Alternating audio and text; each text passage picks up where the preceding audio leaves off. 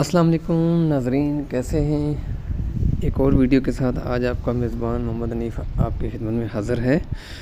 तो आज की वीडियो में दोस्तों हम एक चेस पज़ल जो कि शायद आपकी नज़र से कभी नहीं गुज़रा होगा, इसका सलूशन लेके आए हैं। इससे पहले कि हम इस चेस पज़ल पर बात करें, मेरी आपसे गुजारिश है कि आप मेरे चैनल को सब्सक्राइब करें, फॉलो करें और मेरी वीडियो को लाइक और शेयर करें और बेल आइकन को दबा दें ताकि इसी तरह के इंटरेस्टिंग वीडियोस आप तक पहुंचती रहें।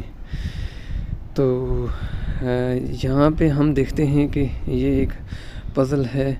अगर आपको लग रहा है ये पज़ल आपने देखा है या आप ये वाला पज़ल ख़ुद सॉल्व कर सकते हैं तो आप वीडियो को पॉज कर दें और इस पज़ल को सॉल्व कर लें और कमेंट सेक्शन में मुझे ज़रूर बताएं कि आपने इसके लिए बेस्ट मूव कौन सी प्रपोज़ की थी। चलें जी नाज़रीन, अब हम बढ़ते हैं पज़ल के सलूशन की जानब।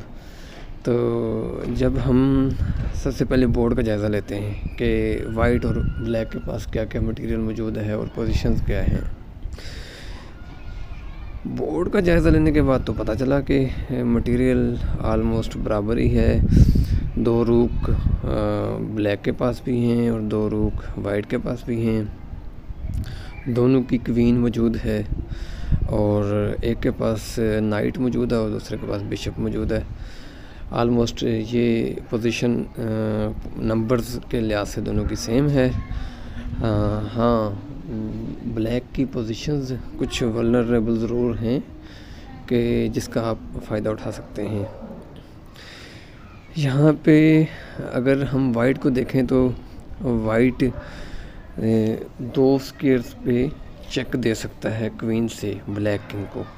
पहला स्क्वेयर है G7, लेकिन ये सेफ स्क्वेयर नहीं है क्योंकि यहाँ पे मौजूद G8 पे जो रूक है वो क्वीन को एलिमिनेट कर देगा और हमारा नुकसान हो जाएगा, जो कि हम नहीं चाहते किसी सूरत भी। और दूसरा स्क्वेयर है F6 जो कि ये है। यहाँ भी हम चेक नहीं दे सकते ब्लैक किंग को। उसकी वजह ये है कि यहाँ इस स्क्वेयर का डिफेंडर भी मौजूद है जो कि ये क्वीन है। क्वीन मार देगा और हमारा ही नुकसान होगा, सो हम ये भी नहीं कर सकते। अब हमारे पास हमने ऐसा कोई रास्ता सोचना है कि हम G7 या F6 के दोनों में से किसी एक के डिफेंडर को अपनी प्लेस से इस तरह से मूव कर दें कि वो इन स्क्वेयर में डिफेंड ना कर सके, तो फिर हम चेकमेट आसानी से कर सकते हैं। उसके लिए सबसे आम और बेस्ट मूव जो समझ में आती है वो है RE8, यानी जो हमारा रूक E1 पे पड़ा हुआ है उसको हम उठा के बिल्कुल क्वीन के साथ रख देंगे। क्वीन के साथ हमने इसको रख दिया। नाउ दिस रूक is kissing the queen very softly. अब ब्लैक के पास ऑप्शंस क्या हैं ये देखना होगा हमें। तो एनालाइज पे पता चला कि ब्लैक के पास अब 4 ऑप्शंस मौजूद हैं। पहली ऑप्शन मौजूद ये है उसके पास कि वो अपने रूक से हमारे रूक को मार दे, लेकिन ये वर्क नहीं करेगा, ठीक है, क्योंकि अगर वो ऐसा करता है तो हम अपने क्वीन को G7 पे रख देंगे तो चेकमेट हो जाएगा, ठीक है। चेकमेट इसलिए ब्लैक ये नहीं करेगा, इतनी आसानी से हार नहीं मानेगा। दूसरा ऑप्शन ये है कि वो क्वीन से हमारे रूक को मार दे। हाँ जी, चलो मार दे। ब्लैक किंग को F6 पे अपनी क्वीन ला के चेक दे सकते हैं। ये इतना ख़तरनाक चेक है, इतना ख़तरनाक कि जिसकी कोई हद नहीं है। वो कैसे, मैं आपको बताता हूँ। यहाँ पे बादशाह कहीं भी मूव नहीं कर सकता, ब्लैक किंग कहीं भी मूव नहीं कर सकता। 2 स्क्वेयर्स जो कि एक उसके रूक ने बंद किया हुआ है, दूसरा उसके पॉन ने बंद किया हुआ है और तीसरे स्क्वेयर पे डेफिनेटली वो क्वीन की लाइन में आ रहा है, तो वहाँ पे वो नहीं आ सकता। डेफिनेटली उसके पास चेक ब्लॉक करने के लिए सिर्फ एक ही रूक बचा है।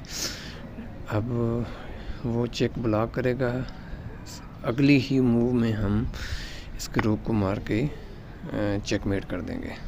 ठीक है, तो ये भी वर्क नहीं कर पाया, यहाँ से भी ब्लैक को चेकमेट हो गया। चलें अब हम अगला केस देखते हैं। हम स्टार्ट पे आ जाते हैं, स्टार्ट पे हम आ गए। ठीक है, अगले केस में ब्लैक ये भी कर सकता है कि सोचे, क्योंकि डेफिनेटली हर तरह से चेक हो रहा है, तो वो सोचे कि मैं अपनी क्वीन को बचा लेता हूँ या अपनी क्वीन से किसी चेकमेट वाले स्केयर्स को डिफेंड करता हूँ तो कहीं मूव करके। लेकिन एनालाइज करने में पता चला कि उसकी क्वीन ट्रैप हो चुकी है, उसके लिए कोई सेफ स्केयर मौजूद नहीं है। जहाँ पर मौजूद है वो वहाँ पे तो रूक से थ्रेट में है ही, लेकिन वो मूव करे तो कहाँ करे। एक डायगनली तो बचा है, डायगनल के 4 स्केयर हैं, वो चारों के चारों सेफ नहीं हैं, क्योंकि अगर वो अपनी क्वीन को मूव करता है E7 पे तो तब भी महफूज नहीं है। तो इस केस में हम क्या करेंगे कि अपने रूक से इसके रूक को मार देंगे।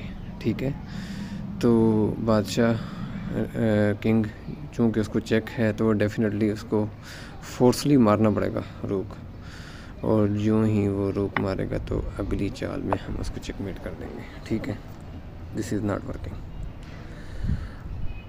ओके, नेक्स्ट हम देखते हैं, अगर वो अपनी क्वीन को F6 पे रखता है तो मुफ्त में उसका क्वीन मारा जाएगा, ऐसे तो डेफिनेटली नहीं रखेगा, और साथ बादशाह को चेक भी हो रहा है। ठीक है, और अगली चाल में चेकमेट भी हो जाएगा, डेफिनेटली वो नहीं कर सकता ये। अगली ऑप्शन ये है कि वो क्वीन को G5 पे रख दे, यहाँ पे भी सेफ नहीं है, यहाँ भी क्वीन से मारा जाएगा। अब रूक चूँकि पिंड है, वाइट रूक के साथ पिंड है, तो रूक से वो नहीं मार सकता, यहाँ भी ये मारा गया। ठीक है, और अब देखना ये होगा कि वो उसके पास कौन सी मूव्स हैं। अब अगर वो चाहता है कि क्वीन को थ्रेट करे और स्पॉन को चल दे तो तब भी अगली चाल में उसको चेकमेट हो जाता है, ये भी सेफ नहीं है। आखिरी स्केयर देखते हैं क्वीन का। अगर वो क्वीन को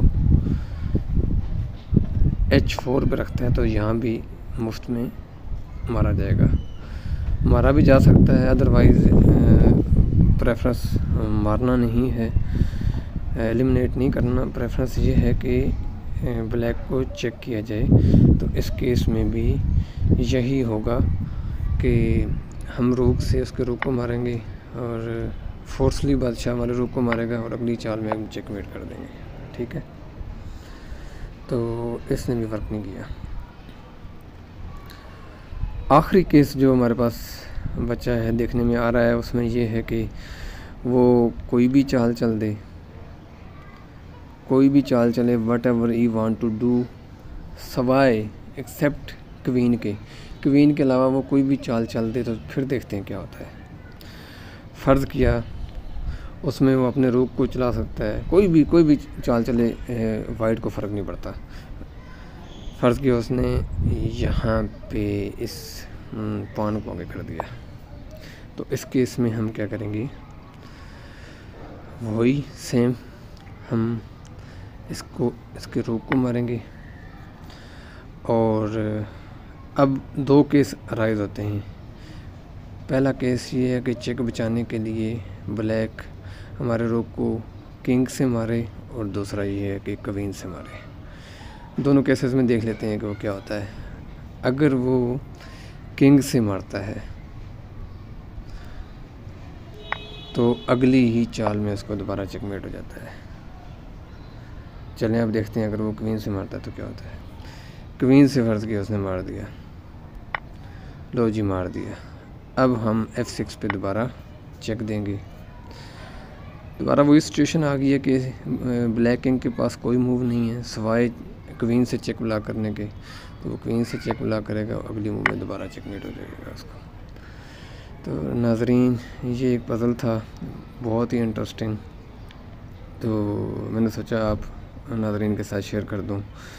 ये ख़ासकर बिगिनर्स और इंटरमीडिएट प्लेयर्स जो चेस सीख रहे हैं या किसी हद तक सीख चुके हुए हैं, उनके लिए बहुत ही एक अच्छा पज़ल है। और इस तरह से कि और पज़ल्स भी देखने से गेम काफ़ी इम्प्रूव होती है। अगर आप चाहते हैं कि आपको फ्यूचर में भी इस तरह के पज़ल्स मिलते रहें, हम आपके लिए मैं आप इस तरह की वीडियोस लेके आता रहूं, तो आपसे मेरी एक मुतबाना गुजारिश है कि आप मेरे चैनल को सब्सक्राइब कर दें और बेल आइकन को दबा दें, लाइक एंड शेयर कर दें। बहुत शुक्रिया। अगली वीडियो के साथ दोबारा हाज़िर होऊंगा। इसी के साथ इजाज़त दें अपने मेज़बान मोहम्मद हनीफ़ को। अल्लाह हाफ़िज़।